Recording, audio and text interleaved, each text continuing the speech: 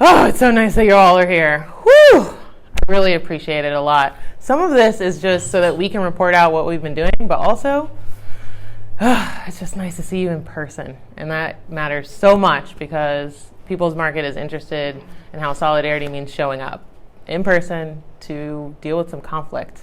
And that's my favorite thing because conflict means we have an opportunity to grow. And I'm thinking growth isn't easy when we're not agreeing, when we aren't able to communicate effectively, and most especially when we feel hurt. And so, thanks for being here, even when it's difficult. I think community is rooted in the concept that when things get hard, we lean in. And I know that for People's Market, things are often hard. And so we've practiced how to lean in and show up and really be honest with each other about our limitations. So, I feel like a lot of the people here already know what People's Market does, but we're still going to do an opening and talk about that for the camera for people who don't know. Mm-hmm. Okay, hi. People's Market is an intersectional anti-racist farmers market that focuses on food justice. And, our little slogan that says more than a market is that it's really that we are trying to focus on a lot of different projects in our community that range from education to information and to bolstering not only small BIPOC farms, but also getting that food, that much needed local food, out to people in need in our community. And we have changed over the years. We started in 2019 as a group of about 12 people coming together who were tired of the situation at the city-run market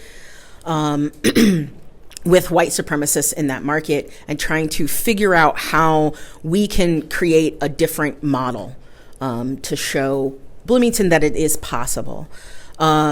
We planned for several months, locked away in a room. We created our mission, goals, and values during that time period.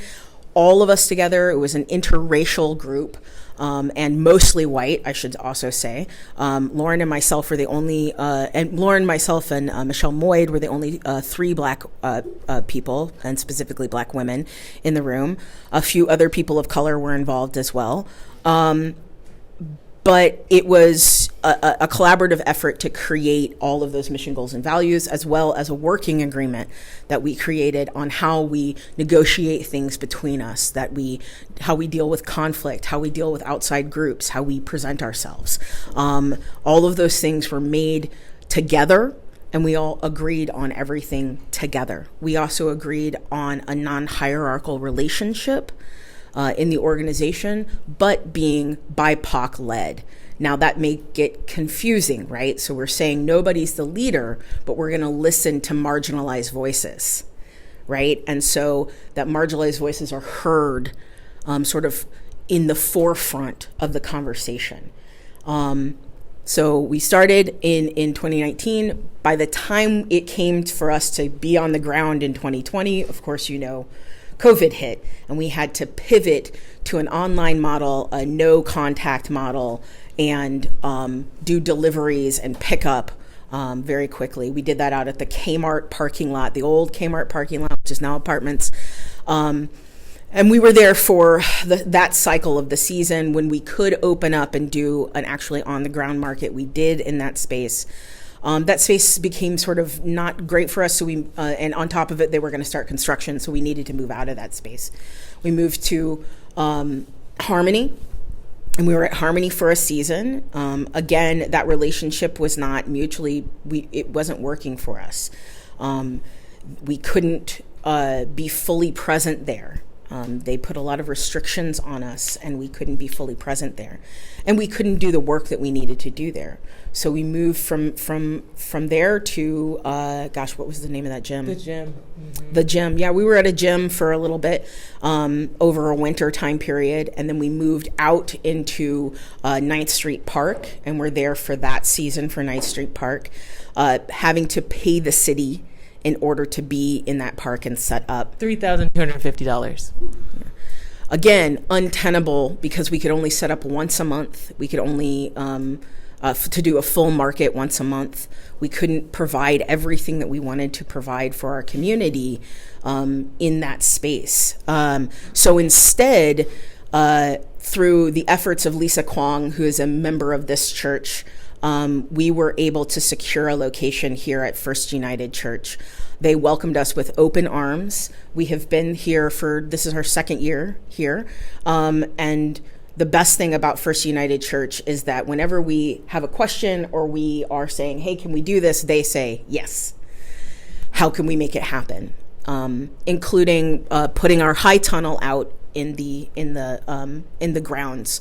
And so we have a new high tunnel, and that high tunnel is going to go to grow food to feed our community.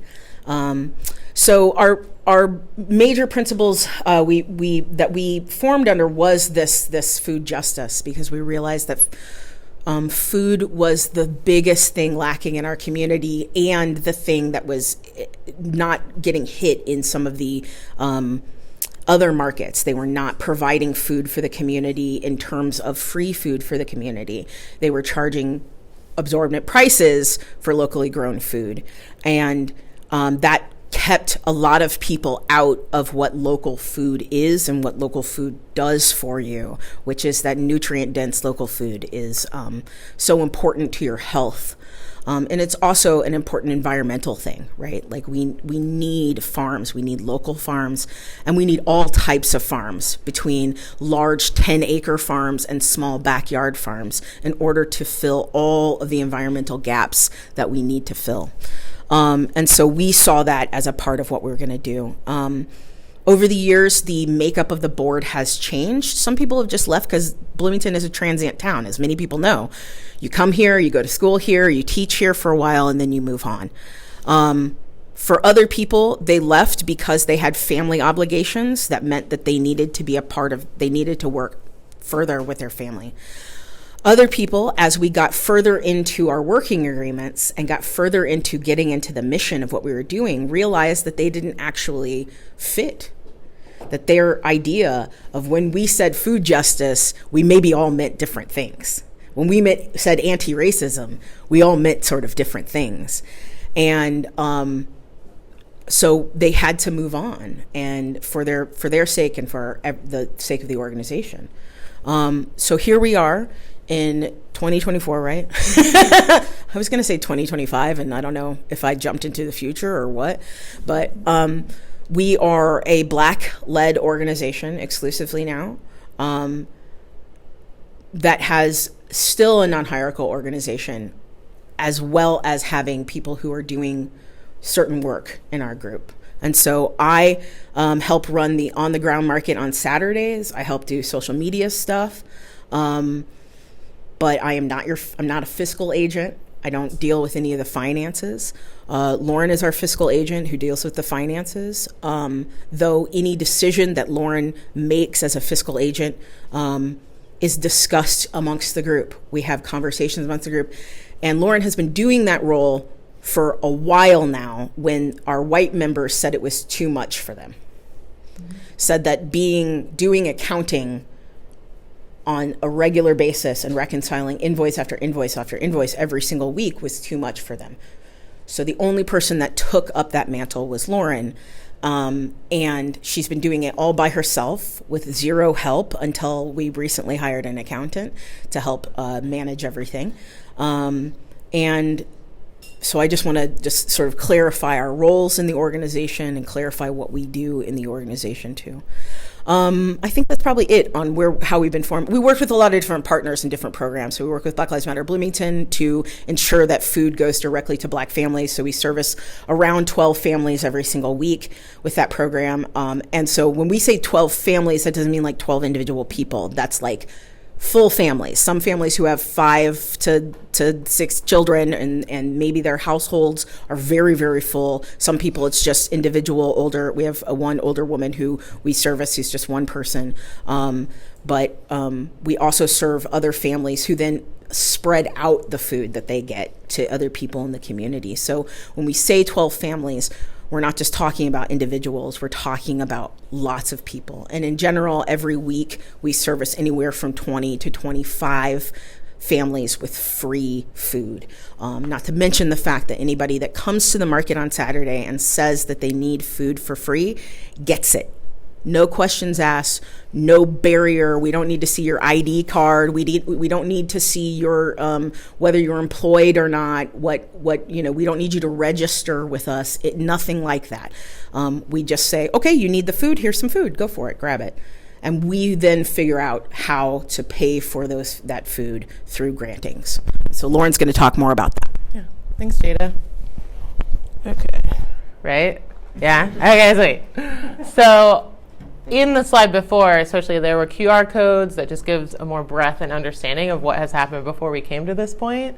But I really want to start off with the director's statement that I wrote for our annual report, which is our first annual report. Just saying, kind of a milestone.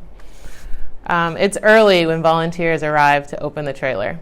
They grab coolers and brown paper bags, unlock the doors of the Fellowship Hall of First United. We get there first to welcome the carrots, the kale, and the herbs, with seasonal vegetables accompanied by bread and eggs handed off from our farmers and ranchers. Next come the tamales, the croissants, the teacup candles, the dried herbs, the pottery unpacked with unique handmade products.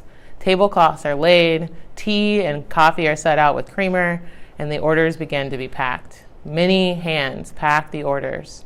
They're handed off to delivery drivers whose hands take the CSA bags to our neighbors. That's really the heart of what we're doing, right? We're welcoming in food locally and handing it out locally. So for today's conversation, I really want to get into the contract details for LFPA, local food purchasing agreement, and then I'll talk about the article and its misinformation points, and then I'll do a Q&A. Luckily, people actually submitted questions, so that was really helpful for the folks who did that, because that helps me give you clarity. If there are more questions, please feel free to write them down, and you can hand them off, and I will answer them. So sometimes it's hard to pay attention. I'll be talking a lot. I'll have Dr. Clark pass out some of these flyers, and you'll be able to see sort of on your own what impact we've had. Okay, so the local food purchasing agreement. The USDA gave IDOH millions of dollars. Millions. Say what Indiana Department of Health. And that contract, they were given that contract because black farmers across the nation were not given debt relief. Hi, I'm a black farmer. I'm one of the farmers who the USDA sent a signed letter, let's call it a contract, that said, you're going to have debt relief, count on this debt relief, it's coming for you. If we don't know, there were 5 ranchers in Texas who said, that's unfair, there shouldn't be just black farmers getting debt relief. And so that signed government contract paper was null and void. We did not receive a check to cover, we didn't even get a reduction in our mortgage, right? It didn't matter that that paperwork came to us and it was signed. It didn't matter that they had made promises. Our farm did not really get debt relief. So that money was reallocated in an attempt to give it out to black, indigenous, and farmers, producers of color, and a new program, the Local Food Purchasing Agreement. In Indiana, unlike other states, the money was segregated into 2 pots. Track 1, which was focused on food banks, and Track 2, which is focused on BIPOC. And I really want to say again, black, indigenous, and producers of color have a nuanced relationship. It is not the same thing. Black farmers, black ranchers are not the same and have not been treated the same as indigenous or farmers and producers of color. That lumping together really creates this monopoly idea that we're all treated the same, when that is not historically accurate and does not reflect the current state of the relationships between the USDA and black farmers. So, Track 1, I want to make sure we understand. Track 1 was going to the food banks, and in Track 1, there was absolute clarity about who can get paid. Anyone. Any farmer could get paid with Track 1 money. There weren't really any restrictions, but I couldn't get paid. Processing 135 invoices for free. I did that with our bookkeeping from QuickBooks. So when we talk about from February to December unpaid labor, we're talking about my unpaid labor. As a black woman, as a black farmer, I took on the contract with Track 1 IDOH in order to support our farmers. Track 2, So that's when black farmers actually came together throughout the entire state. And those black farmers created an advisory council. Those black farmers decided that we were going to work together in order to move food around and ensure that every single region, there were 5 regions, was eligible for as many contracts as possible with as many black, indigenous, and producers of color throughout the state. I'm the grant writer. I'm the one who wrote it. I hired on one person to help at the end, but it was about 22 pages that I wrote to outline with a standard deviation. That standard deviation explained that where there was a concentration of BIPOC farmers and a high need from vulnerable populations, that's where we would focus. Monroe County is one of those counties where we actually have BIPOC producers and we have a vulnerability. So we started there. Evansville is another place, and so is Terre Haute. But I want to be specific. When those meetings started happening in March 2022, there was always overseers. There was always oversight happening. And one of those people is Jody Smith. Jody Smith works at Indiana University, and her influence in LFPA was central. I wanted the state funding to be distributed based on numbers, like statistics, right? I wanted it to be distributed based on population density. Instead, Jody shared with everyone that the money should remain separate but equal. So the 5 regions were split and given an equal amount of money, $800,000 each. And if you've ever gone to Fort Wayne, if you've ever gone to Indianapolis, the population density there is much higher. And so my frustration rooted in the fact that those populations were getting an equal amount when they had a much higher need. Please mention that the quote that you just said is a direct quote from Jody Smith. She literally said to IDOH, separate but equal. That doesn't matter. That gives us a historical context about the thinking at Indiana Department of Health, which is let's segregate the funds. We'll give some to what's already happening, and we'll give some to black and indigenous and producers of color. We're nodding because we know this is a problem, right? It doesn't make sense. It's not based on facts or figures or statistics. It's based on feelings. And that wasn't the intention of People's Market. So I worked from March 22 until March 2023 for free. Meetings, edits, contracts, a real breadth of experience, but also unpaid on top of my duties at the market, on top of my duties as a farmer and rancher. So finally payment came in March of 2023. We were given $400,000 from the Indiana Department of Health. So that clarification, I think, helps understand why the article doesn't make sense. It's assuming that we got the $800,000 and the Indiana Department of Health took money back. That's not what happened. They distributed $400,000 to us up front. And I have to say that the majority of grants do not distribute funds up front. That's something I specifically advocated for because I wanted us to be able to make prepayments to our farmers, especially our farmers of color. The idea that you would already have the product for IDOH to purchase assumes a lot. It assumes that you have labor, it assumes that you have land, it assumes that you have distribution, and it also assumes a level of privilege that a lot of small farmers do not have. Can I? Mm-hmm. And I wanna. How many of you in this room have ever dealt with grants?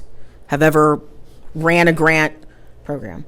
Many of you know that when you, before you even apply for a grant, there are systems in place on how to report for the grant, how the grant's going to be distributed, and how who can apply for the grant, what is and is not valid. During this process that Lauren is talking about in the unpaid labor of February to December, as well as March through in 2022 and 2023. Sorry, there's technical issues there.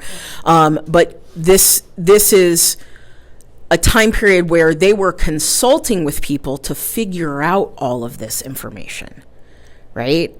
So they were using that unpaid labor to do something because they had never administered that level of money before. Specifically around agricultural and food. Again, this is a USDA grant that went to the Indiana Department of Health and not the USDA Indiana. Okay, that's a point that needs to be very clearly underlined, that why that happened is through some dealings there, right? And instead you would think, and in other states it went to, this money from the USDA went to the USDA of those states, right? So the fact that Indiana didn't do what other states were doing is already irregular.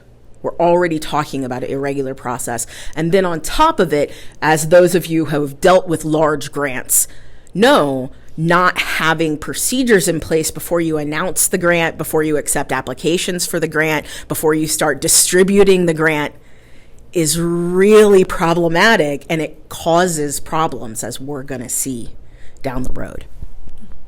Thank you. And I just want to finish with the unpaid labor that occurred. So despite the fact that Indiana Department of Health was unwilling to distribute the other 400,000 out of the 800,000, our LFPA team continued to work to make sure that food was still being distributed. And once the contract was talked about being canceled, IDOH agreed to pay a reasonable amount for the labor we had done from October 2023 until February 2024. They, to date, have only paid us 45% of our wages. Okay, so year one of track 2, so that's the BIPOC-led track, was from October 2022 until October 2023. Like I said, $400,000 were distributed in March. It was supposed to prioritize BIPOC farmers in 22 counties. We had 12 contracted farmers. 3 of those farmers have not completed their contract terms. And so if you want to do some quick math and go ahead and divide 400,000 by 22, is that a lot of money? You should be doing this. That's not a lot of money, especially food money. This $400,000 was supposed to cover administration and food costs for 22 counties. Okay, we're getting the nods that I need. Thank you. So here's an example. Especially in the article, there was reference to a $100,000 contract and then a $75,000 contract. And in an effort to keep the anonymity of the farmers, I want to just talk about the amounts and not about them. So the first example is a $98,000 contract. This contract was given $49,000 up front. And that's in the article. It was referenced as $100,000. Just to be clear, $100,000 is not $98,000. Okay, those are very different. So there's a copy of the contract. Thanks. So that farm was given $49,000 up front to deliver as much product as they possibly could. And the contract is coming around so you can see for yourself. From that $49,000 contract, they've turned in around $15,000. That ratio is pretty low, but that's not the point. We continued to purchase from them. We continue to say, we get it, things happen. How can we keep purchasing from you? What can we do to keep your operations going? So when they brought more product, we continued to purchase another $21,000. We also provided transportation for their employees so that their employees could get to their farm and do the work so we could have the product. Please tell them the bulk of the employees, who are they made up of? Oh, and the employees are majority made up of refugees. And why that matters is why we chose that farm. Let me be very clear. We wanted those farmers to be compensated and supported as they were growing food, regenerative food, in this community. We chose this farm on purpose. There are many other programs that may have said, we're going to give $2,500 to our farmers or $1,000. We chose to give an investment because we believe in the soil health that this farm was taking on, in the quality of employment that they were providing, and more importantly, their efforts in this community to provide quality food. So in total, they received $70,000 and we got back $36,000 worth of product. Okay. The second example, also references in the article, is a $75,000 contract. That contract has already been awarded $50,000, so it wasn't half. I'm not sure which article said some were paid up front half. This farm was given $50,000 out of their $75,000 contract, and they turned in about $30,000 worth of product. Okay, so the grant being dissolved is important because we have to understand the timeline of the scenario. Getting the money up front meant that we had to report about it. Then the contract terms changed. IDOH decided that they wanted to be reimbursement after that. They wanted us to demonstrate that the money had been spent, and then they would give us more money. We did not find this out in October or November or December. We found this out in January of 2024. That's the public health. The Indiana Department of Health. So the distributor of the grant. So understanding that we were working for free in anticipation of the second half of our grant being paid out.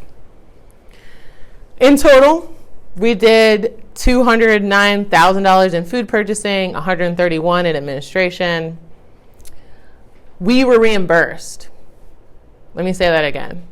People's Cooperative Market, through the extra grant writing I was doing, was able to continue to pay for food and continue to distribute it without IDOH funding.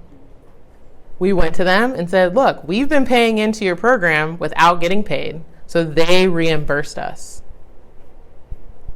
That's an important factor because, again, the article is insinuating that we got all the money, we're holding all the money, and just not giving it out. Or that IDOH took money back. Neither of those things happened. The year 2 administration, we requested $63,000 because that's how much work we did. They said, we don't believe you, and we'll give you $29,000. We were under duress, so we said yes.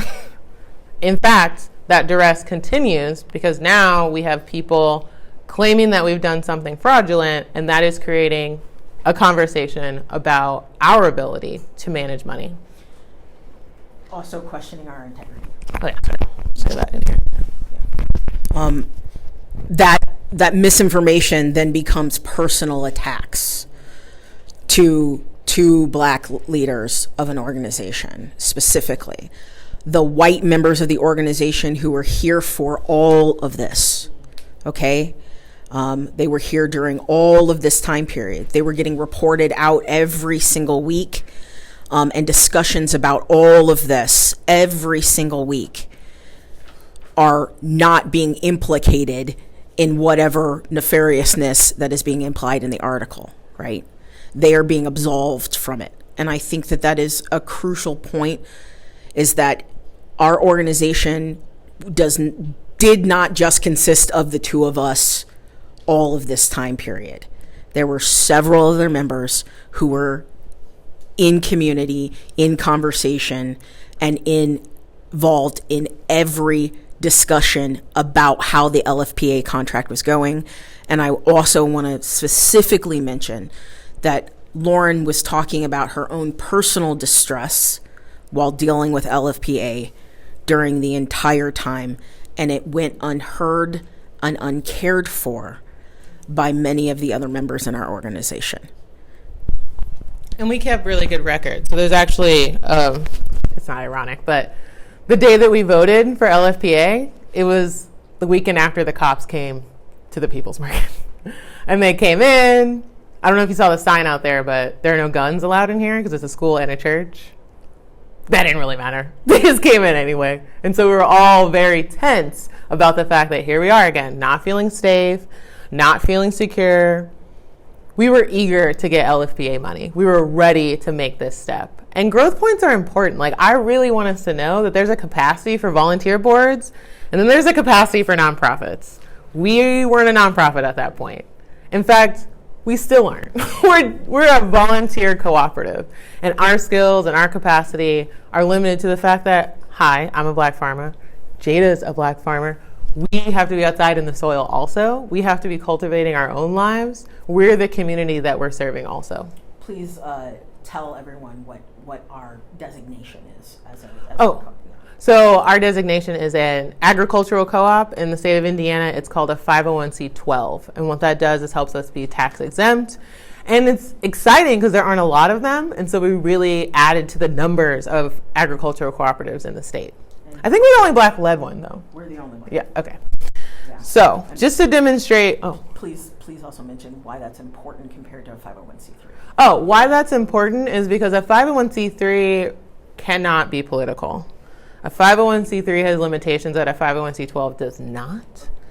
And they're more familiar. Like, people know what a 501c3 is. And so when we go and get grants that require a 501c3, we often have to have much longer conversations about why we're tax exempt. And sometimes we don't get them at all because we're not a 501c3. Okay, so Jada talked about personal integrity, and I want to make sure that we understand.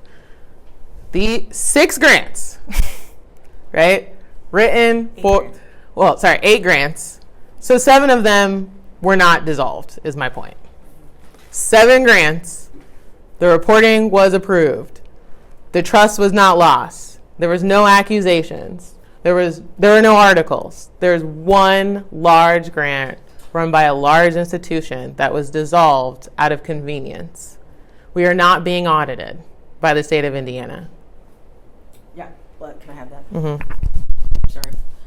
Let's be very, very clear. We did all of our reconciliation. We submitted the reconciliation. There is no audit from IDOH on the grant as it stands today, right now. We had hired an accountant, and she's going to talk more about that. But so the idea that just because a grant is dissolved, that means something is nefarious is happening is just simply not true. And those of you who have worked with large grants, especially those of you who have worked with governmental grants, know that grants can end for a variety of reasons. Some of them political, some of them just that, they maybe that department just doesn't want to work with whoever anymore. And there are reasons why ours was dissolved, but it happens all the time in the grant world that grants just get dissolved. Some people just lose their grants. Anybody who is a grad student in here knows, and us being an academic town, we know that you can just lose your grant funding. It can just happen. And for no fault of your own, grants just stop happening. And so we need to put that in context. And also what Lauren is saying here is that we have received numerous grants over the years. So this is just what we received in 2023, okay? We have multiple years of grants because quickly after we started in 2020, we realized that we couldn't just rely upon donations to feed our community, because I'm going to tell you, Bloomington does not donate the way it thinks that it donates, okay? And so we had to come up with grants in order to continue to feed people in Bloomington and to help the farmers that we were working with feed people in Bloomington. And so those grants, none of them to date have had any problems other than this one grant. Thanks, Jada. So there are a few questions that came in through the email that I wanted to make sure. Who is owed what money, how? So there are no LFPA contracted vendors that are still owed money. Should I say it again? There are 0 LFPA contracted vendors who are owed money. There is a vendor who is not contracted, who some of their items are not allowable, and we are still working with that vendor to get them paid through other grant sources that I am, again, writing for free. I got to say that multiple times because I feel like we're forgetting. Okay, good. Is there an ongoing conversation between People's Cooperative Market and IDOH, an investigation? There is not an investigation. Do you at this point know what the consequences of mismanagement will be? There aren't any. Besides a tax on People's Cooperative Market, there aren't any consequences because the contract has been dissolved. And the consequences personally. Mm-hmm. Per IDOH's comments from the article, what grant requirements weren't fulfilled? IDOH did not communicate that grant requirements were not fulfilled. We have been trying to set up a meeting with them. They said they would have a final meeting with us. They have not. Also, in our grant addendum, so when you, I don't know if you know this, but when you do a government grant, there's like the contract, and then you add amendments to them. And one of them says, we are allowed to have mediation. We were denied mediation. You're denied. So the communication that they've had with the article has been the breadth of the communication that we've received. That was the first time I heard that we didn't fulfill contracts requirements. How many farmers have left due to non-payment? That's 2. How many farmers are we currently hosting? 10 to 30. Okay, I'm going to pass around the other contract that we received. So I talked about track 1, and that was with Fresh Connect. Track 1 funding was $180,000. So you see what I'm saying? 400, 180, right? And that $180,000, you can see in the contract, includes shipping fees. So one of the questions was, what's up with the shipping fees?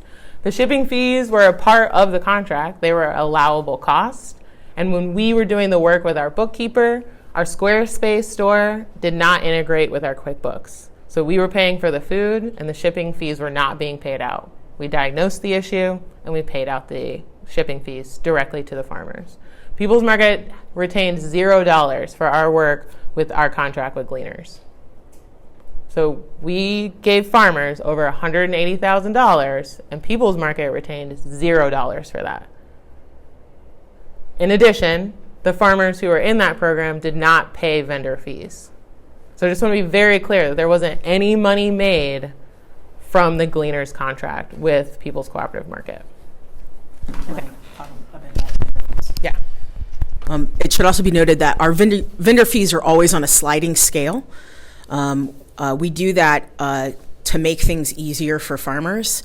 In particular, when you're a smaller farmer or you're a black farmer, being able to come up with hundreds of dollars like the other markets in town require from you in a lump sum or every single month can be very difficult. So we have a cap $30 market fee, and it's a sliding scale from $5 to $30. And we ask you to think about your privilege and your relationship to how much land you own, how much wealth you actually have, your presentation in society, and whether that affords you a certain amount of privilege in order to figure out where you fall on that sliding scale. And like she has said, to date, many of the farmers who are involved in this have not delivered on their vendor fees as of yet. That vendor fee doesn't go to Lauren and myself or any member of People's Market. It goes directly back into People's Market to buy food from those farmers in order to send it out into the community. So not giving your vendor fees, it's like it's kind of like it's like you're loaning us money to pay you back again, right? Like that's what the vendor fees are. They continue to have us the ability to provide and buy more food, right? So you basically get your vendor fees back. Mm-hmm. And the low cost that we have for paper bags or the rent at the church, we aren't being compensated as individuals at all. And so, did everybody get to see the contract? No. Okay, let's pass that back around. Why does the contract matter? The language is very straightforward, and my lawyer wanted me to say very distinctly, farmers who are contending in the article that we owe them money, we do not agree with their interpretation of the grant contract. We need product. Not Jada and I, the families that we're serving. We are happy to compensate for product. That is not what has occurred. So one of the insinuations is that, well, my contract was for $98,000. You only gave me $49,000. I want the other $49,000. We want product for our families. We don't have the financial latitude to pay up front anymore because the contract was dissolved.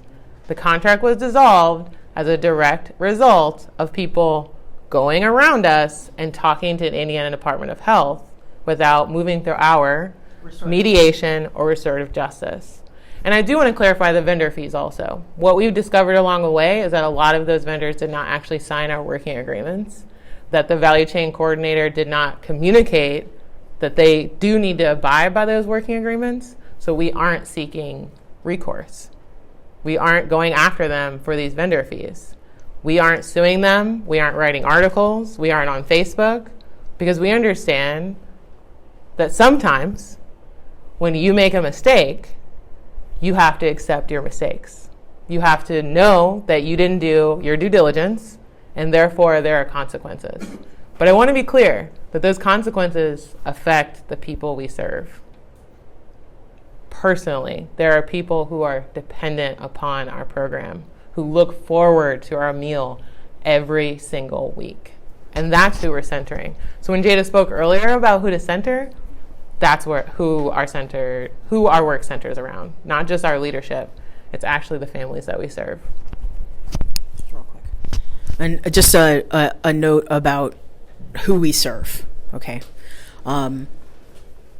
So with our work with Black Lives Matter Bloomington, we serve the 12 families that I mentioned.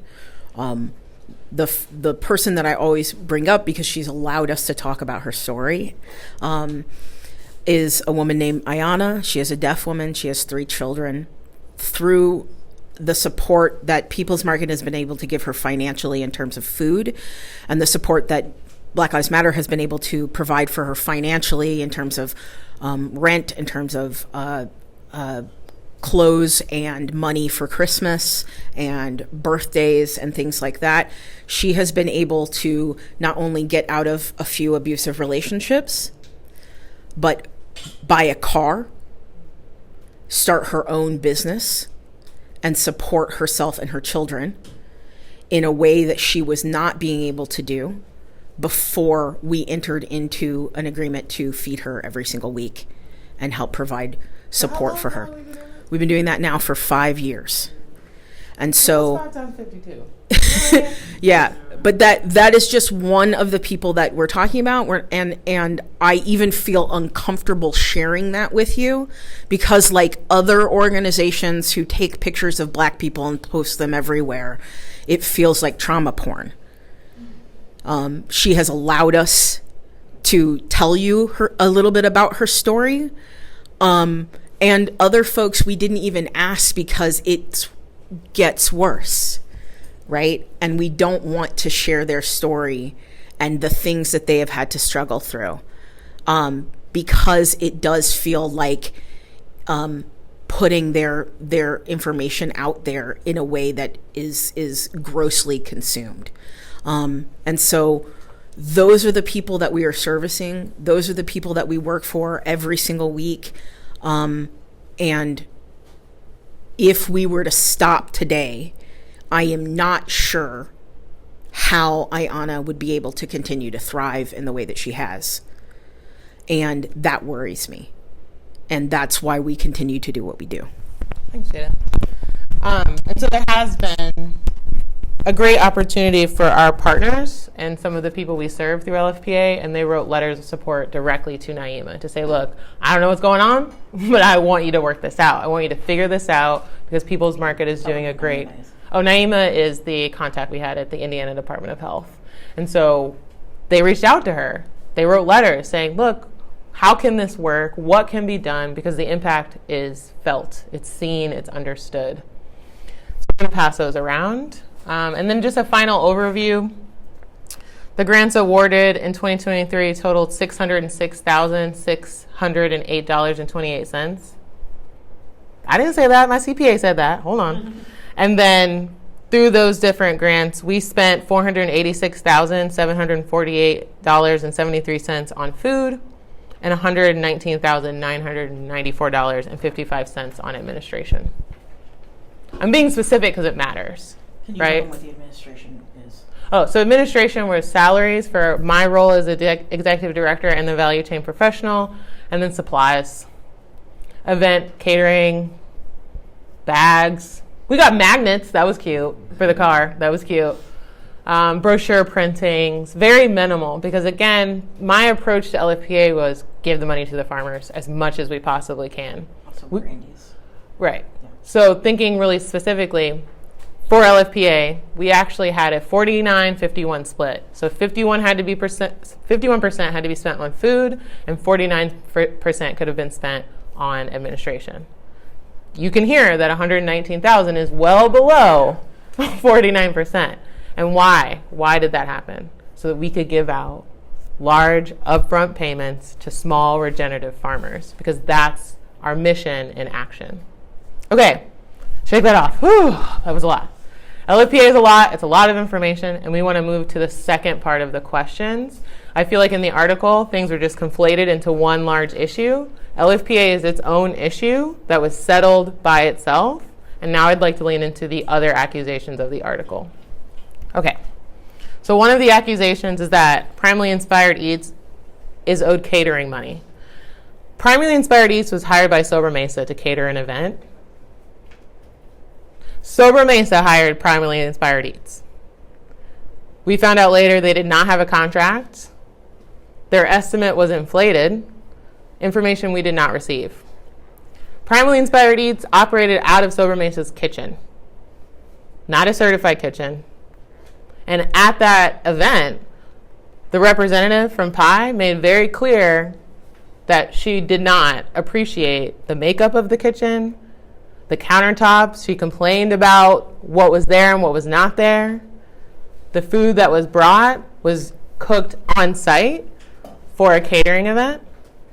And there was very low appreciation for that opportunity. Also, what?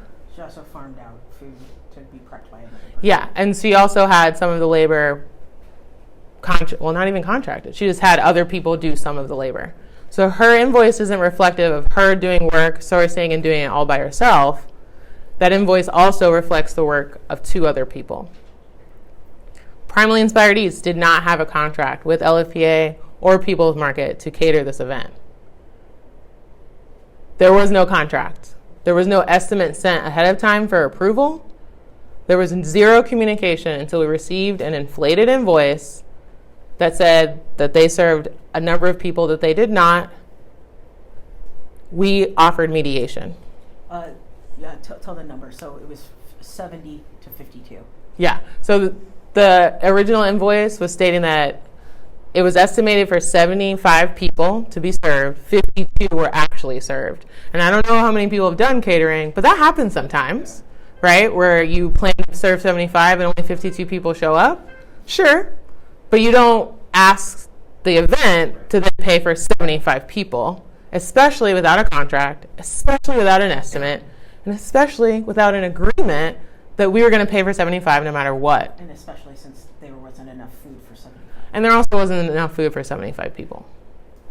Okay, so this is just false. The catering event was not for People's Market. It was at Sober Mesa Farm. People's Cooperative Market was a sponsor of the event. So this is just categorically false. Again, she performed for the market, also remains unpaid, she said. That's what is in the article. That is not what happened. Oh, and I think it's important that we note that she was offered mediation. Not once, not twice, but several times. Say that again for me. Not once, not twice, but several times. From People's Market leadership, Primarily Inspired Eats has been offered mediation. And as a founding member, the restorative justice process is known to PI. This is something they are aware of, helped create this process, and is unwilling to participate in. October 18, 2023. More unpaid labor. Soligado Farm, I don't even know if that's how you say it. Soligado? It means ragweed. Why does this matter? People's Cooperative Market is committed to helping farmers. When this person decided they were going to purchase this farm, there was already unpaid labor to get this farm. The business plan that I helped create, I helped put together, contacted the FSA loan officer. There was a verbal agreement that I would get paid. It didn't happen. There were other people who helped with event planning.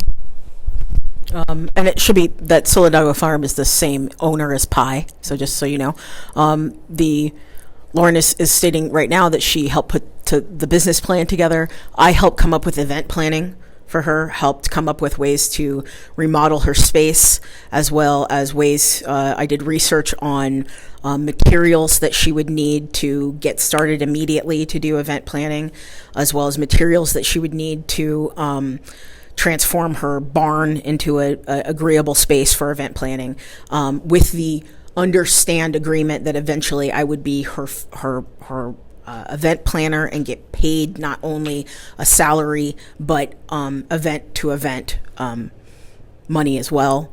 That has never been compensated for as to date, nor any of the research that I did that she has since taken advantage of in order to do events on her property. So there's a theme. You're seeing the theme. It's unpaid labor. Site visits, talking through, I mean, you know how that is. You want to talk about your plan. You want to go over it. You want to get advice. All of that was unpaid labor on our part. Specifically, the owner of Pi and Soligago Farm was under an employment contract as the value chain professional for LFPA. So remember that part, right? There was administrative costs. This same person was a value chain professional. They were not fired because of interpersonal issues. They were fired because there was negligence that happened, their work capacity was limited, and they refused to come to work hours. They refused, just outright. Not in person, not on Zoom. They just didn't come to work. And I'm not sure if we know this, but if you don't come to work, you don't keep your job. It's pretty straightforward. Go ahead and pass those out. Oh, go ahead. One of the ways that negligence occurred is with Cedar Valley Farm. Cedar Valley was not a contracted vendor, still not. Cedar Valley was not a vendor who signed our working agreements. Let me say it again. LFPA contracts, Cedar Valley did not have an LFPA contract. They did not sign our 2023 working agreements. And yet, our volunteer coordinator, Emily Miles, ordered from Cedar Valley. For 5 weeks, Emily Miles continued to order from Cedar Valley without any approval from the board, without any talking about if that's okay. Has this vendor signed their paperwork? I talked to Cedar Valley, and they say, well, Susan said it was fine too. Susan Westlane, the chili woman, also was in this negligent movement, this negligent incident, which had not happened before with People's Market. We had always been very clear. We don't purchase from people who don't sign our working agreements. Why? Because there were Nazis in the market. We don't want to give money to Nazis. It's really very clear. We'd like to avoid it as much as possible. And signing the unwillingness to sign the working agreements means that you are not clear about our mission, values, and goals. Again, it should be noted that Susan Wilson and Brandy helped to create those working agreements. They created the mission, goals, and values. They helped to create the working agreements. They signed on to them, and they approved of them, and approved of them when applied to other people. We have had other farmers over the years, because this is what happens, who become in breach of those working agreements. So then we do restorative justice with them. We have conversations with them. And in fact, the week leading up to some of the drama, Brandy was laughing about the fact that other people, Cedar Valley, didn't understand how working agreements work and how restorative justice works. And then when it was her turn at bat, she refused to abide by the working agreement that she helped to create. Susan as well helped to create the working agreement. And then when she was asked to engage in the working agreement, she refused. And so that is crucial. And then again, Cedar Valley has never signed on to the working agreements. And the one thing that we should talk about before, as the value chain coordinator, it was Brandy's responsibility to get all of the farmers we were working with and to sign not only our contract, but the working agreement. That was her designated position to do that. And she neglected those duties that caused some of these problems later in the LFPA contract process. And I do want to say that also we had like subcommittees, right? So like we all had our own committee. Susan and Brandy have always been on the vendor committee. So those duties have always remained with the vendor committee. Get the paperwork signed. We didn't follow up with those vendors who didn't sign it because there is no recourse. They didn't sign on. That's clear. But there could have been a choice by vendors who were getting hundreds, if not thousands of dollars from People's Market for free to pay back into our market. Has anybody seen a positive article about People's Market? Anywhere? Well, Benta made one once. Benta, right? I just want to clarify that there's an ease to talk negatively about people's cooperative markets work. And I think that E is because we're in a white supremacist system. Okay. And then I want to just pass around the email exchange between us and Emily. She explained she misunderstood. It doesn't change the fiscal responsibility. The money that was owed to Cedar Valley was about negligence. We're a co-op, so that means we all were responsible for that not happening. But we do want to clarify that had we known before those weeks went on, we would have been able to mitigate the harm. We can continue to offer mediation, but people have to participate in it. They have to show up, preferably in person, in order to have a conversation. When I last talked to Cedar Valley Stuart Hamilton, he let me know that he understood we were doing a good cause. He understood that this paperwork was supposed to be signed. He did not do it. He said multiple times, I did not. There wasn't the tension that was written about by Kelsey. That was not talked to us about. We offered a donation letter, right? So let's say you donated the food. He declined. There was another question that came in. Oh, I want to say why that's important. It's important. Why that's important is because it feels as though one half of the organization was talking to white farmers and not relaying conversations to the other half of the organization who happened to be black, right? And so that's where some of this breakdown happens, is that there was people working independently of the group and not communicating to the whole group what was happening. And so how can the whole group address problems if people are siloing information and having independent conversations that they're not bringing to the whole group? How can we address any problem if one person is taking it upon themselves to have private conversations that never get reported back to the group? Or in the case of ordering food without the approval of the group. And it should be stated that Emily Miles was never a member of the planning committee as a full member. She was invited to planning committee meetings because she was helping to run Saturday Market as our market manager for that, volunteer coordinator. Thank you. Yeah, for that, for Saturdays. But that there was no flow of information. She was never empowered to just order without having a full conversation. That never happened. We never gave her that authority or power. Yeah. Okay. And so why does mediation matter? Because it's a part of our mission, values, and goals. That's really why. We all agree that that's what we would do first. In our working agreements, there's conversations, especially as a vendor, to not use social media as a weapon, to come and have a conversation, mediated. We have an on-call mediator. We have two. They could offer a mediator. We're willing to show up even now and have a conversation about what went wrong, what could happen differently, and how we all can improve. It's clear that communication broke down completely. That's obvious. But we want to clarify some of the falsehoods in the article. The transgressions include the submission of inflated invoices and a failure to pay farmers tens of thousands of dollars for their work. So again, I said it before, I'll say it now.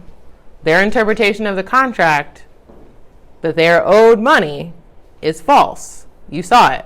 If they bring us product, we will pay them for it. Inflated invoices, I'm not even sure what they're referring to, but because the article was so vague and no one wants to come to mediation, I certainly can't address a ghost. Called names and ostracized from the farmer's market. She said she didn't quite know how to handle the situation, in part because she didn't want to lose her own LFPA contract and salary. When this happens, restorative justice or mediation is required. Those farmers have not requested either of those things. How can we do it if they aren't going to do it? If that happened, there's been no email, there's been no text, there hasn't even been an anonymous note dropped to us saying, hey, I feel ostracized, hey, I'm seeing abusive behavior. In our working agreements, even with volunteers, it says if that happens, tell us immediately so that we can have restorative justice about it. She lost her salary position. She still owed money. She lost an LFPA contract worth $15,000 because of the problem with PCM.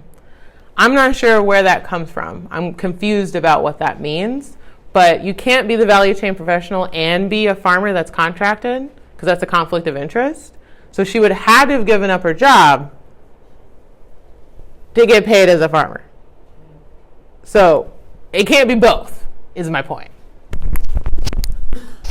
That is IDOH's position, right? You can't have a job and get a contract, right?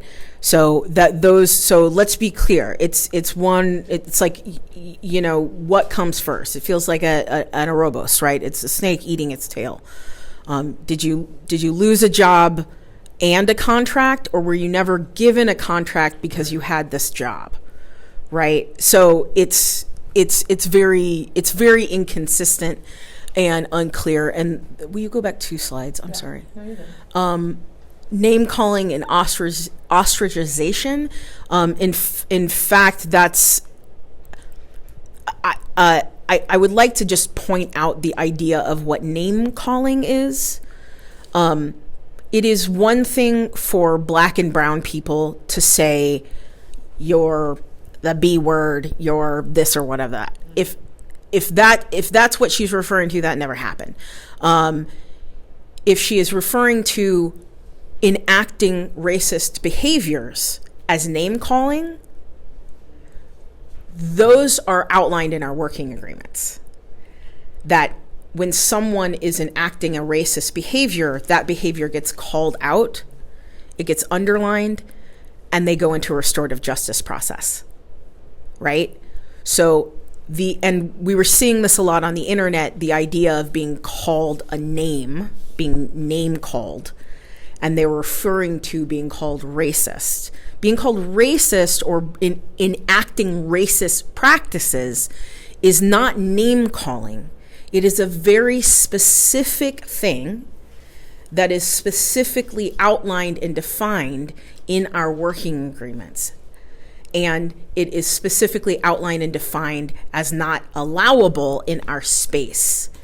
And when we say not allowable, we mean that it will be, that if someone is talking, we stop them from saying that so we don't cause further harm. We say, I'm sorry, you can't talk anymore because you're enacting racism. And then we say, now it's time for restorative justice. So it's not like you get, there's no violence that happens to you. There's no physical harm that happens to you. It is, please stop saying this thing that is causing harm.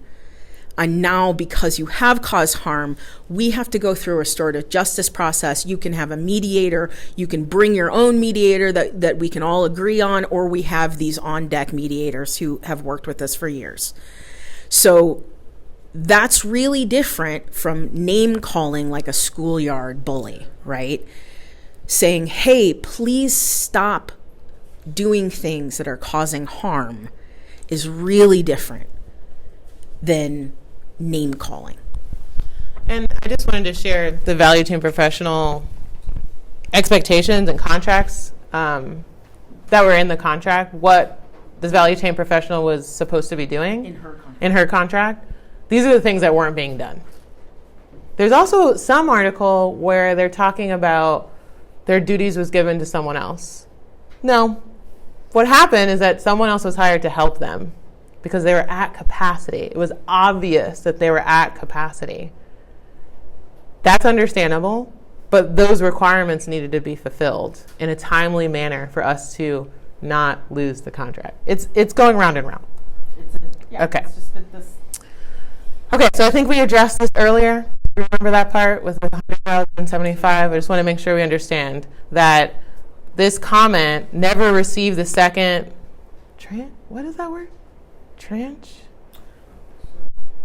Tranche? I'm not remember that word. He's French. That's all I'm like. Tranche? Slice. Thank you. You know what? Thank you. Tranche. Tranche. That was never going to happen before October 2023 anyway, because that's when the second disbursement was coming. You'll notice that the contract was through May 2024. So there was plenty of time.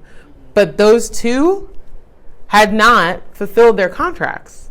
we were going to have to work something else out anyway for them to get a second payment. And it was not going to be up front.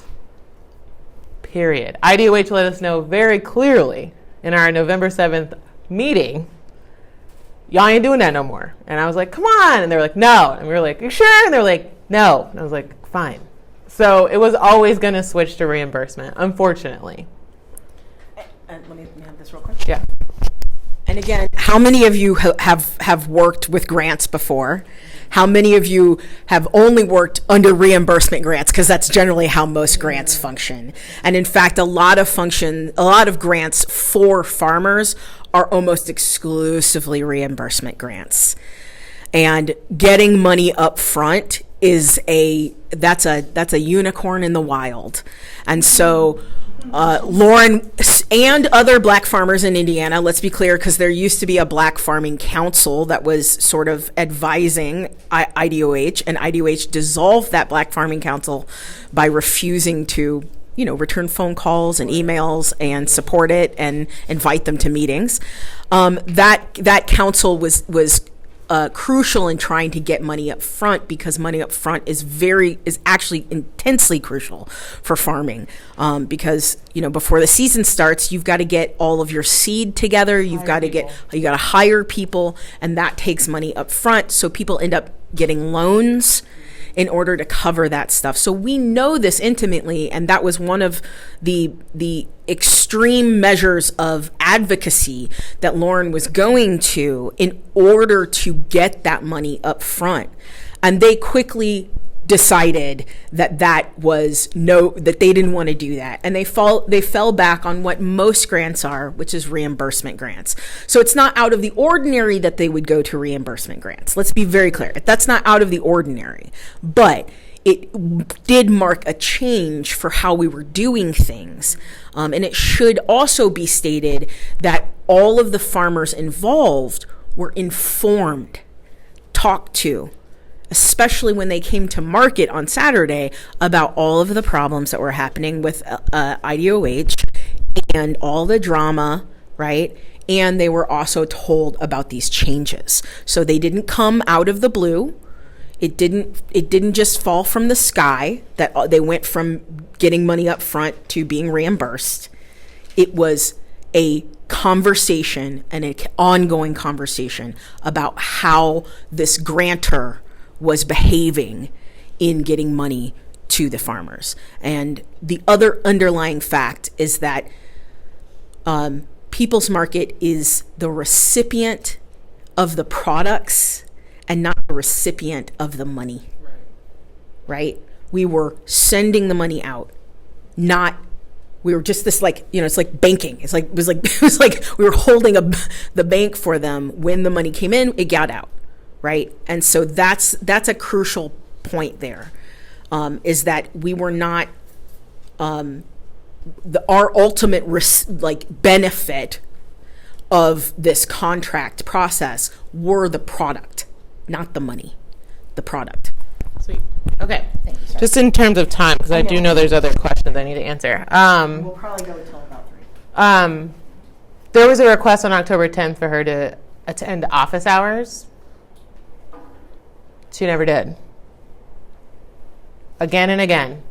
We host office hours every Tuesday, Thursday, 10 a.m. to 2 p.m. I don't know if y'all get the bounce back email, but it's very clear in the email where we are, how to find us. You know where we also are? Every Saturday at the farmers market. Happy to talk to you face to face. But when you don't come to work, you don't keep your job. That's what I know for sure. Here's again just an example of, there's a way that, there's a way to talk about issues that come up that was not brought to our attention. If these things were happening, we have no record or understanding or memory of these things happening and could not address them at the time. Also, the value chain professional had a contract with us that spanned 23 months and was fire at will. They were paid their first amount in their contract for $45,000. They were paid that amount well before the end of the first year. Things weren't piecemealed out. Their contract says they should get paid every Sunday. We gave out 4 payments for them.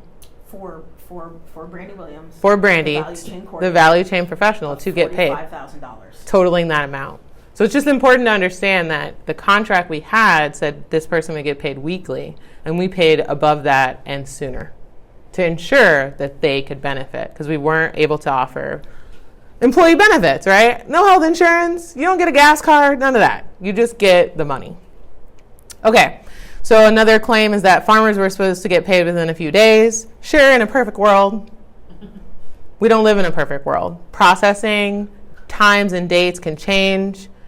It's important to understand that clerical errors are human errors, and we had an integration issue, which I did not know about, to be frank. Squarespace integrating into QuickBooks wasn't working. Who knew? I had a CPA diagnostic test, and he said, yes, this is not working. You're going to have to do it manually. And I don't know if you know what manual means. It means more money and time that we didn't have, to be frank. Because remember that chart with how much was spent on admin? We had already given the money out to our farmers. That's what mattered. That's how we centered our mission. So when we had to hire a CPA, that was cost that was coming out of the co-op. Did we have vendor fees to cover those costs? I'm gonna need y'all to say no. Remember that? Remember that? There were no vendor fees. We didn't have the latitude to say, okay, we can pay for that too. We didn't. Okay, so the invoices were paid, and all of those invoices have been paid out. Let me be clear about that. They were processed through work that was going on. All of the invoices for track 1 with Gleaners have been paid out. Every single dollar has gone to those farmers. Again, I got $0. Okay, we're clear. Let's be very clear that in conversations with those farmers, right, telling them what was happening with IDOH and the invoice processing, Lauren was talking about how many hours she was spending a week processing invoices. And at one point in time, it was near 70 hours a week. That's more than a full-time job to be doing in a volunteer-run organization, right? In order to get those farmers the money that they needed. Some farmers came here and specifically went with us over stuff. Remember, John? Went specifically over, this is the invoice that has been paid, this one is the one that hasn't been paid. Because the money that was coming through from IDOH was done, like we said, in piecemeal, and we're covering different invoices. But it's not like they went from, this is the first invoice submitted, and through the first 5 and paid. It was number 1, number 10, number 27. It was all over the map. It wasn't, they weren't doing it in orderly fashion, and they certainly weren't going this one farmer, this one farmer, this one farmer. It was like this. So that meant she had to trace down all of that stuff and do all of this reconciliation manually with zero help from any of the other members of our organization, including myself. I want to be very clear. Including myself. I said, no, girl, that's you. I'm sorry. I don't know how to do that, so I'm not doing it. And when there was conflict and problem around it, the suggestion was to hire a CPA, and we went with what money? With what money?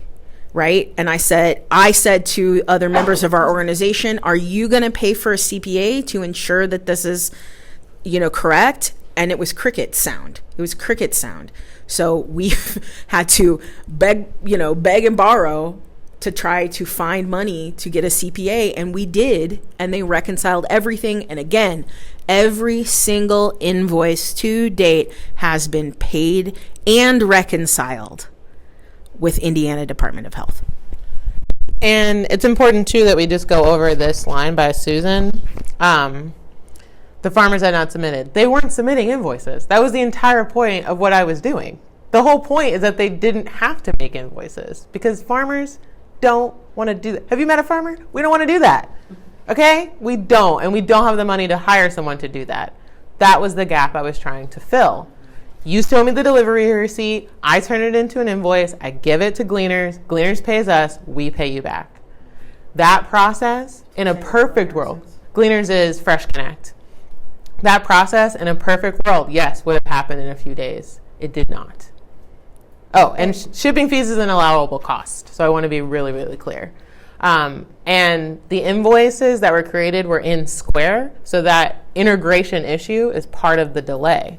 So how could we have known? Sure, if more people were helping, specifically the value chain professional, looking over the invoices and making sure that that was going on, but it wasn't. And that happens because we're humans and we were at capacity as a volunteer committee.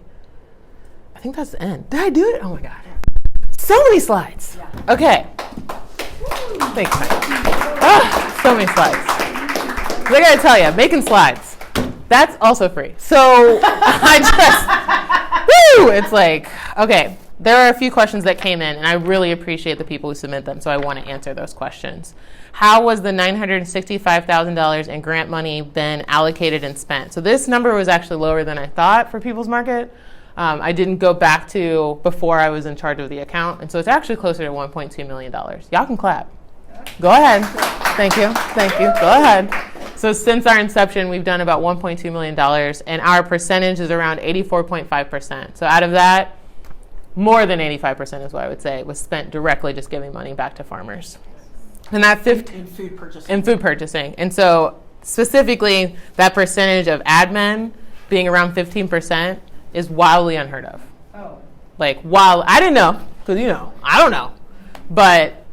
And that only occurred when we got LFPA funds.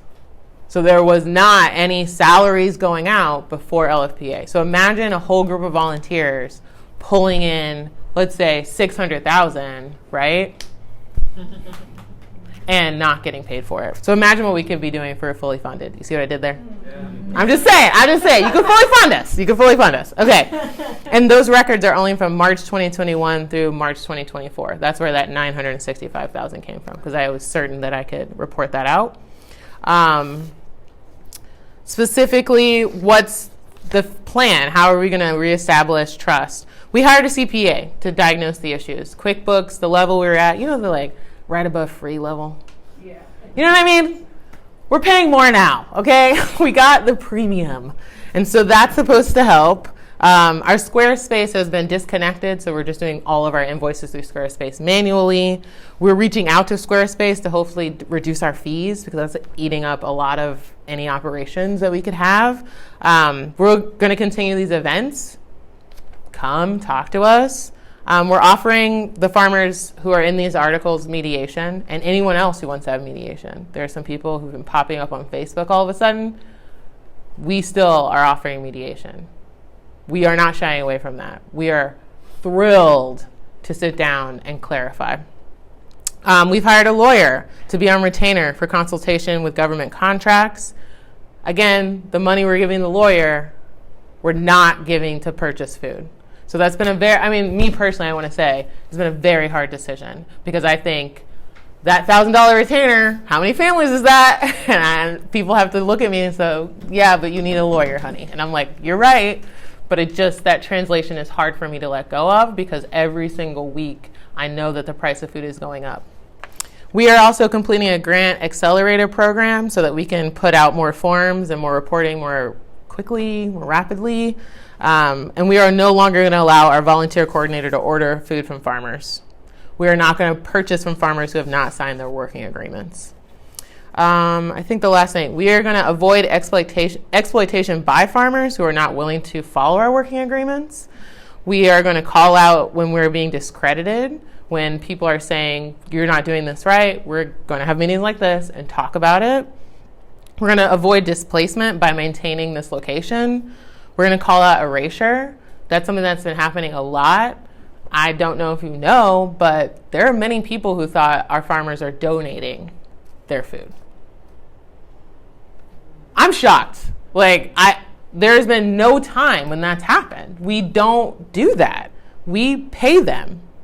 Full price. Full price. Full price, not wholesale. No. We don't pay for seconds. We pay full price for food. And then we're going to avoid the perpetuation of white supremacist systems. I think that's all the questions. Yeah. Here you go. I just want to talk a little bit about retaining of our space. We have been very grateful to be here at First United Church and to work with Pastor Jessica and the congregation here at First United Church, who has just been very, very welcoming. We ourselves are not members of the church. We don't attend the church. So you would think that would be like, they wouldn't want to work with us, right?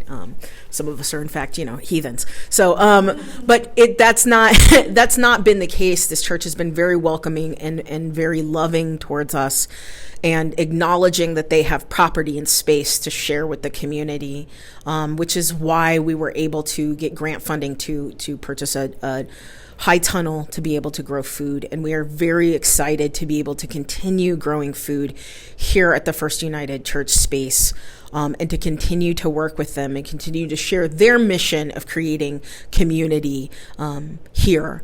We don't necessarily agree on everything, but we are committed to community. And so I just want to give a special thanks to First United Church because, and in particular, Pastor Jessica, who has been really pushing forward the idea of creating community through food justice and working with People's Market. Because without that stable foundation, it would have been hard. It would have been hard to get through all of this in the last few years. And I also want to mention that the transparency that you are seeing from us today, we have been doing this. But if you haven't been interacting with us, then how would you see it, right? And so there are a lot of people who have been on the internet talking they mess, but have never been to People's Market or had conversations with myself or Lauren or anyone working here.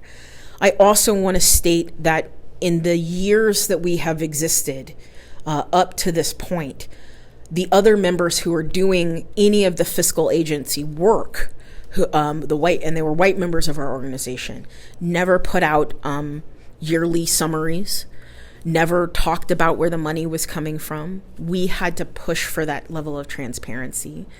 And that was something that we were adamant about, is talking about transparency and holding these meetings. And again, with the restorative justice, anyone who has ever had any conflict with us personally or with People's Market, we are overwhelmingly excited to offer restorative justice and mediation. And we believe in it. We've seen it work very, very well, but it requires buy-in. Both parties have to buy in. We're saying we're open and ready, no matter what the conflict is, whether it be interpersonal or business. We are ready, willing, and able to engage in restorative justice. But you have to be willing as well. And so that's how restorative justice works. And we don't believe in the carceral state. We don't like having to retain a lawyer. Okay? That honestly compromises some of our own morals about the legal system. But if we don't, we can't be protected. So we are very grateful to the lawyer that we have and the CPA that we have, who have worked through everything and have showed on paper that we are doing everything that we are supposed to be doing in order to be transparent. Okay. And then, we're thankful for all of you. I'm kind of shocked that so many people showed up, and I'm so relieved to think that we care this much about our community, because I certainly do.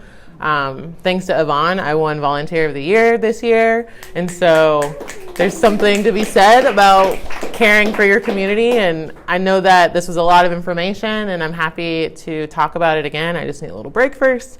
Hopefully you can give me until next week so that I can sleep. But I think it's important that all of you understand that we are the ones in charge of our food system. We all invest in it. We all eat. And I think whenever we shy away from these kind of conflicts, we miss an opportunity to come together. And so it is exactly 2:30. I love to respect time. So if you would like to leave, that's great. I'm happy to stay and keep talking. But I do want a round of applause for all of you for showing up, because that's the hardest thing. We'll take questions. Yeah, we'll take questions. Did you see my slideshow, though? Please! I did that! Oh my God, it's so cute. I'm just like, someone please care about this slideshow. Amazing. The color changes. Thank you. To the You like the color change? Thank you. Normally I'm the one doing that stuff, so she's. It's so hard. Yeah. It's so hard, Gina. I know Ah. Anyway, yeah, I know it's hard. it's not fun. I'll do it next time, I promise. Thank you. Do we have questions? Yeah. This is for the audience. How many people from the media are here? The media. Dave? And Benta. Two. Okay. Yes, so Boris, who wrote the article, is not here. Oh, noted. Oh, we know. Noted. Okay, Yeah, noted. we know. We know. He was invited. Everyone was invited. No one was told that they couldn't come. Okay. Boris was invited as much as anyone. It was an open invitation to the community. So, and it's in fact, Bente contacted me the other day, and I said, please just come here and talk to us here. Thank you, by the way. Yes. I want to say that. Thank Thanks. you. More questions? Yeah. Well, first of all, I just want to say thank you for this response because I had no idea what to expect, and you guys provided so much detail and so much clarity that it helps us as community members to be able to talk more intelligently and to be able to understand kind of where some of the questions are. One of the questions I anticipate receiving myself, so I'm going to ask you guys about it. Could you talk a little about the relationship with the local food policy council? Yeah. And I think that gets at the 501c3 versus C12, but Yeah. So let me start off by saying Jamie Scholl was never on the Bloomington Food Policy Council when People's Market was its fiscal agent. well, can you even say Sure, what it is? I know. But I just want to be clear that Jamie Scholl was not on the Bloomington Food Policy Council when we started working with the Bloomington Food Policy Council. People's Market has a fiscal agent relationship. So that's not the same as fiscal sponsorship. When you're a fiscal sponsor, you really have a lot more control. You get to tell the project what to do, how to do it, and when. When you're a fiscal agent, you are only there to receive grant dollars in order to give it to a project. And so Bloomington Food Policy Council is a 501c3, which means, like I said, people are just more familiar with them. So when we apply to grants, they're like, great, you're a 501c3. And we tell them, yes, Bloomington Food Policy Council is the 501c3, but our project, how we work and fulfill our mission, is People's Cooperative Market, Which is a 501c. which is a 501c12.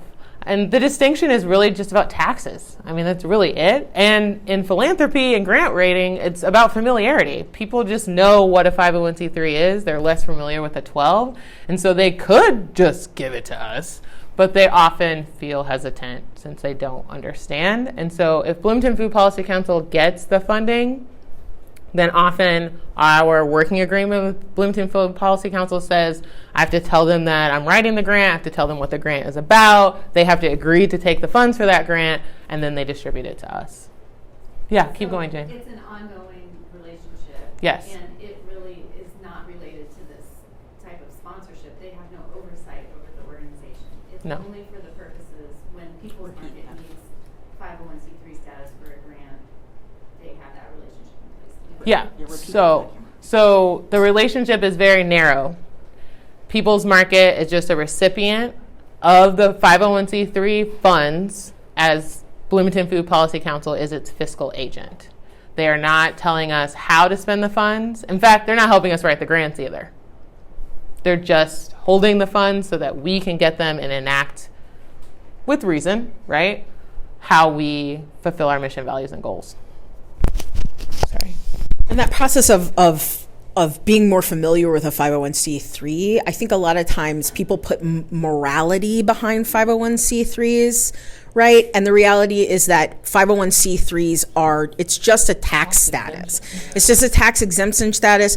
A lot of 501c3s have like a mission, right? Like they have a community mission, but you can get a 501c3 status and do nothing for your community. You cannot offer benefits to the community. You cannot offer benefits to other 501c3s. You can just be a 501c3. It is just a tax designation designation. And so in that category, I want to take this minute to also say that Black Lives Matter is not a 501c3, nor are we at AG. We're designated as a community organization, which means that we can accept money through a bank account, but we don't have sort of this obligation to report on stuff because we didn't want to create hierarchy in the organization, because it's a completely flat structure because the organization is just filled with Black people. And so if we wanted to be a 501c3, we would have had to create a hierarchical procedure in order to do that. Bylaws. And have bylaws and all this other kind of stuff, and that violated our own working agreements. So we just have a bank account. So when people donate, it goes into the bank account, and then that money is voted on whether it goes out to whoever it goes out to. And I should say specifically about Black Lives Matter Bloomington, because a lot of people are confusing the two organizations because they see Black faces and they just assume. But BLM just gives money out to people in need. We don't retain the money. We don't get paid for the money. We're not trying to steal the money from anybody. Our average donation to Black Lives Matter is $25 a month at the most. Thank you, Kevin.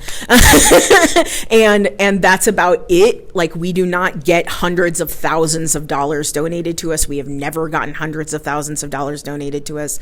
At the height in 2020, we received around $30,000, and $20,000 of that went out to bail bond situations for people who were struggling in Minneapolis and in St. Louis when there were situations around George Floyd. We retained the other $10,000 in order to fulfill our missions. We have just been spending down that $10,000. That $10,000 ran out in 2021.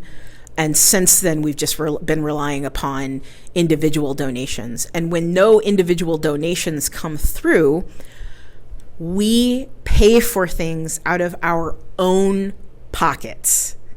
We help people from our own pockets. Let me say that again. The members of Black Lives Matter Bloomington pay for things out of their own pockets when donations do not come in.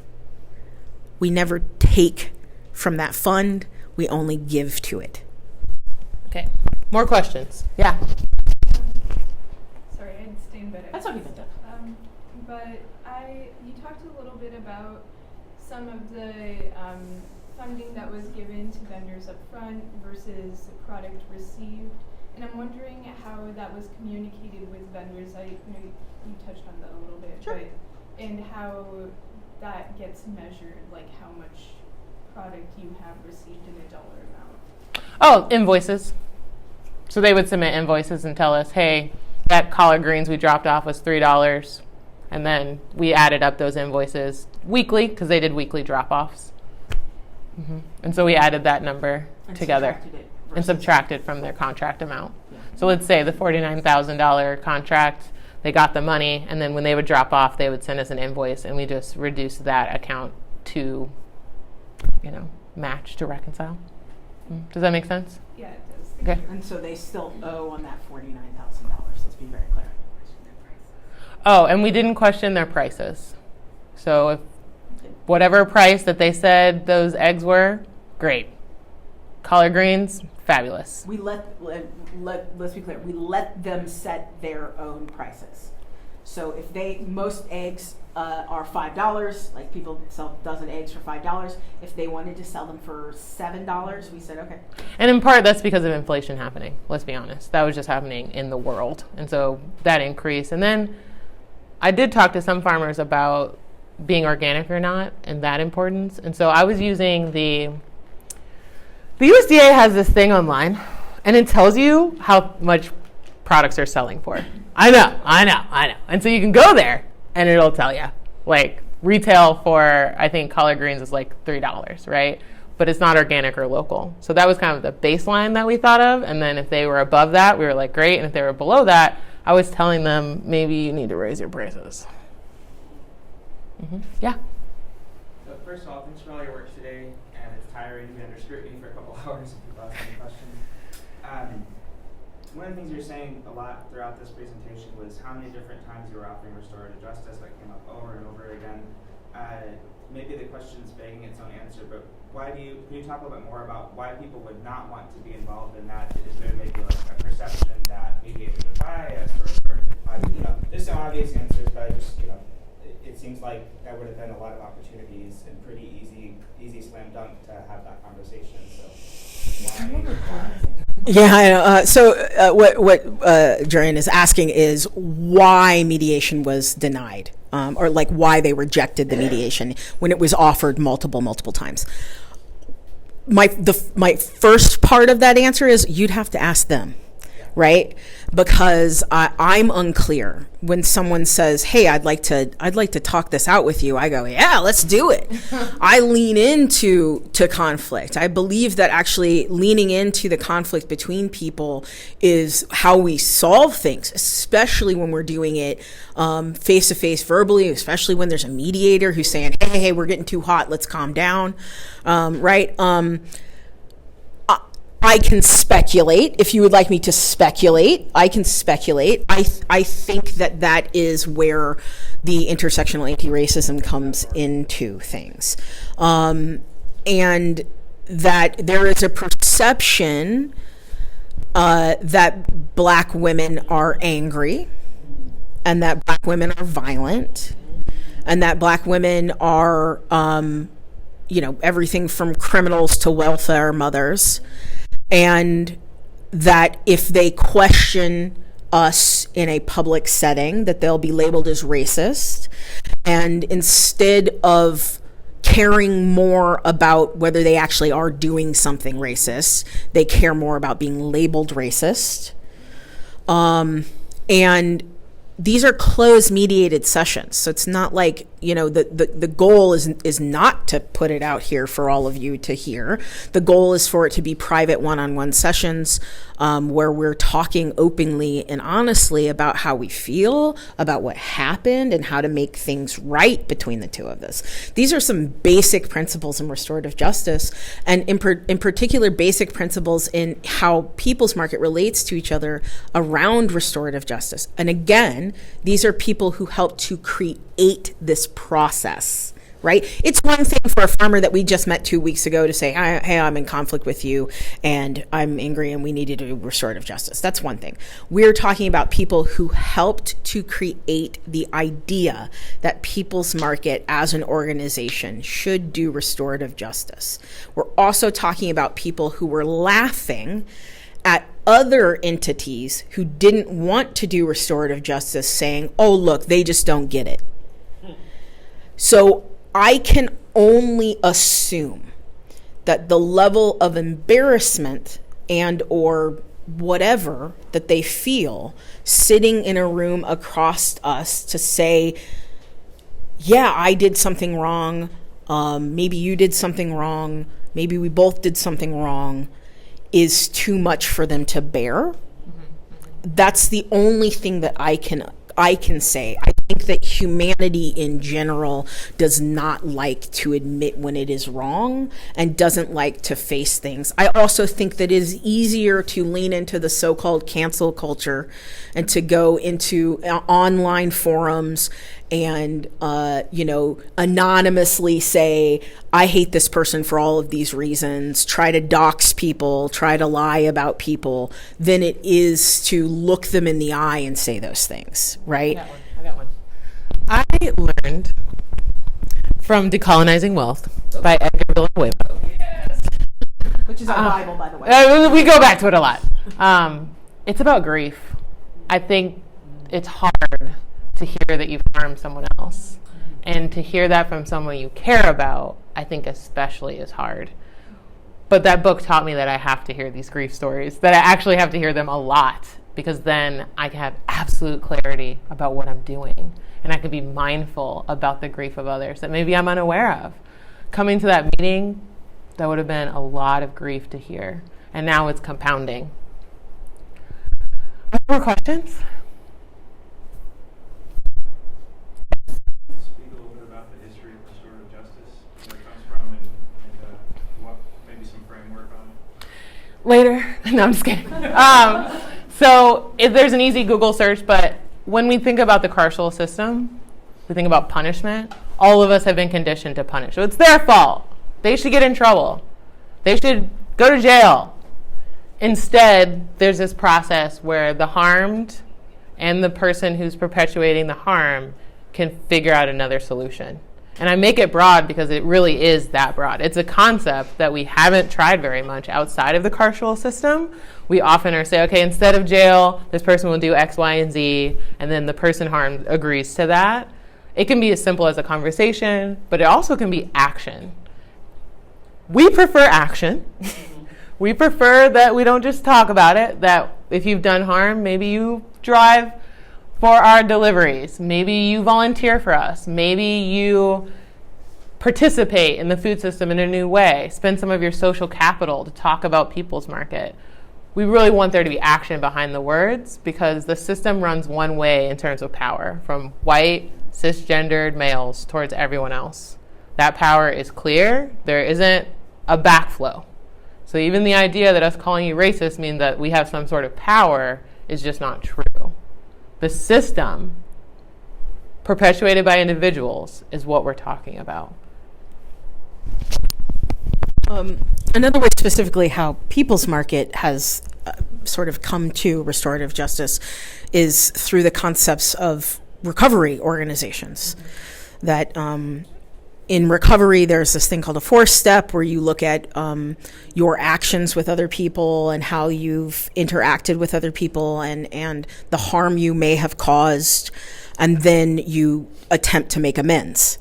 And so we incorporate some of that language and behavior. So we discuss what happened, what it was like, what we were like, how we acted in those situations, and how harm can be restored. And so there are a lot of books and resources out there that we can point you to. BLM has a reading list of tons of different resources, and including things of restorative justice. Like we said, Decolonizing Wealth is one of our main books that we go to. We also go to Me and White Supremacy, which is an interactive conversation that you have with yourself about your own ingrained white supremacy in conversations.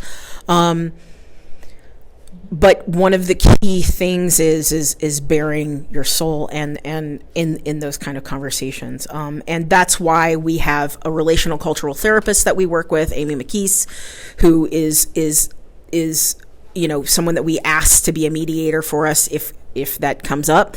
And then Pastor Jessica here at First United Church is also another mediator. It should also be stated that if the people we are working with think that those two people are biased because we've been working with them and we know them, they can ask anyone else in the community as long as that is it's mutually agreeable, right? So they can bring in anyone else, and a part of the restorative justice process also includes having advocates with you in the room. So you can have people who are on your side, right, in the room to engage in that process.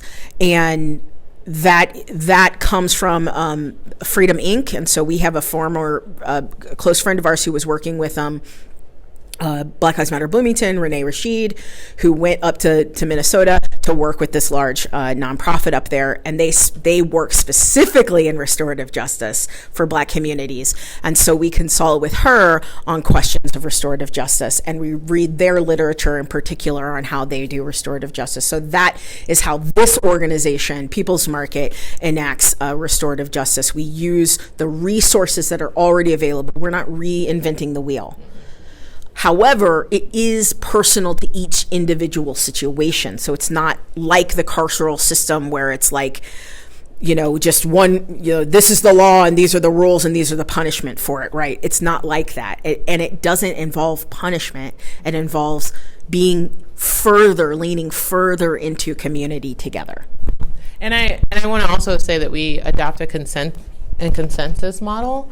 So the other person has to consent. They have to agree to do these actions.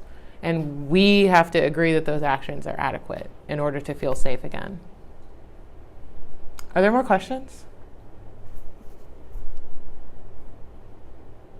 I feel like I answered all the questions. I don't know. Dave, no questions in the back? Come on now. Don't call it Dave. Dave's doing great. You're doing great, Dave. Sweet. Yeah, so I've answered all the questions that were brought in via email. If there are more questions, please reach out. We'll get together and talk about scheduling another event. Oh, Madison. Sorry, I was going to ask, for people who may not have a lot of money, are there like immediate things that we can do to help and support? I think disseminate this information as much as possible. If people ask questions, try and give them clarity and direct them towards us. We'll be making the video available as soon as possible, and we ask that. Sorry. Yeah. Because it's not going to be on the video. We're going to be making the video available as soon as possible, and we ask that you disseminate the video. Why didn't we just have interviews with the HT? Is because we knew they would truncate all of this information, and we know that, you know, Benta and Dave, you're going to have to truncate this information to fit it on, you know, 2 paragraphs worth of writing that you get. But we hope that you link the video and encourage people to see the full context of what is happening. We encourage people to come to People's Market. We always need volunteers. That hoop house is not finished, and it needs about 20 strong people to help finish it. You can talk to Brett afterwards.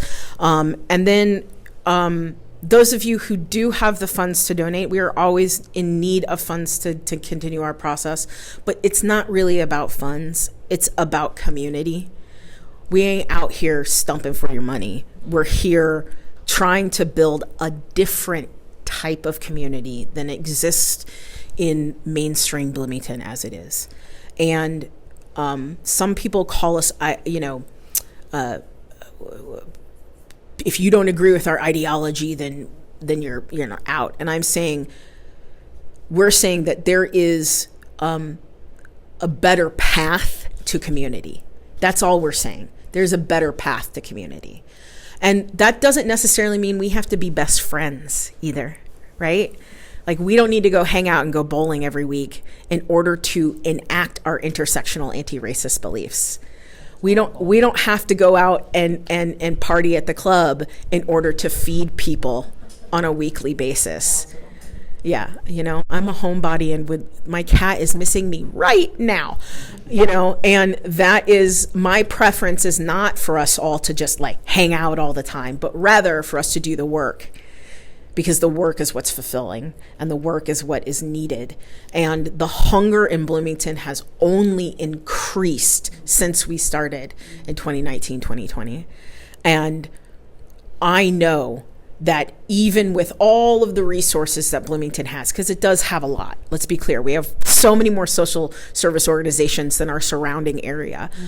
There is still even more need. And in particular, when it comes to Black folks in our community, they are heavily underserved and underrepresented in our leadership and in social service organizations in our community, and we need to bridge that gap, and that's what we're doing here. We are attempting to bridge the gap in services.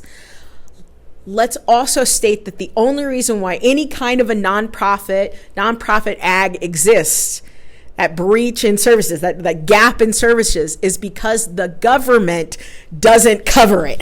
Okay? Our government is not serving our community.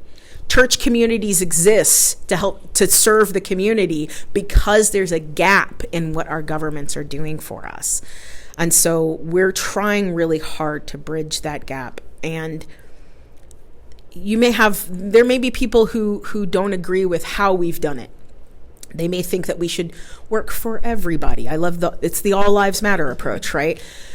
But we are specifically looking at people who are underserved, underrespected, and undercounted in all other organizations in town. And we feel that is a necessity to engage in. Okay. We have like 5 more minutes before it's 3 o'clock. I will take one more question. That's it. Because I'm hungry. Yeah. So I'm not going to turn around for everybody because I can't actually show my face. Yeah. Why can I not show my face? Because in Bloomington, Indiana, when you work for a non-for-profit, you get doxxed for what you say. So I work hard and volunteer hard for People's Market, but I can't show my face. I take time out from my kids, from my family and friends every Saturday and throughout the week. Throughout the week. Because I have to run over here to collect food and tend to plants and to other people during the week. And I don't see anybody else doing that. And let me tell you, the chili woman ain't helping with any of her plants or her peppers, and she ain't giving them away.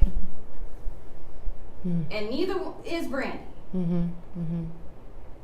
So I am here to tell you that these two women would have given me the shoes off their feet, even though they probably wouldn't fit. They stink. You can have them. And the clothes off their back. Thanks, Savon. They work hard. I mean, more than 9 to 5 to feed people. And I see all kinds of stuff online. And it's high school stuff. Stuff that don't even deal with this market. Just because they mad about old stuff from 10, 20 years ago. So stop punishing this market because you're mad about stuff way in the past. Or That because isn't true, by the way. yeah. Or because we didn't focus our thoughts and prayers on white people. Because we looked at people who wasn't getting money and getting loans. And that was the black and brown people. Because I promise you, Brandy was not black and brown until it benefited her. Please look back, because I researched. I looked. When I wasn't a part of this market yet, I researched and I looked. So please. And I'm telling you, other non-for-profits feel this way. They just can't say nothing. Because they're scared that their funding is going to be lost. That's all I have to say.